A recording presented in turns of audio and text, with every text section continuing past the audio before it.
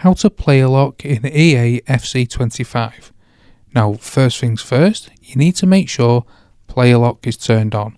You can do this directly in the game, so coming to the menu, coming down to settings, then game settings. Then within gameplay, come all the way down to player lock, and you want to make sure player lock is turned on.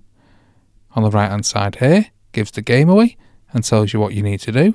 You need to press down both sticks, so L3 and R3.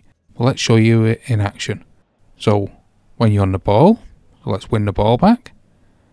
You press down the two buttons, and I've taken over this player here, and I'm going to make him run up the line, and now the computer has took over with the player with the ball, and I'm this player here, and I'm going to make him make a run.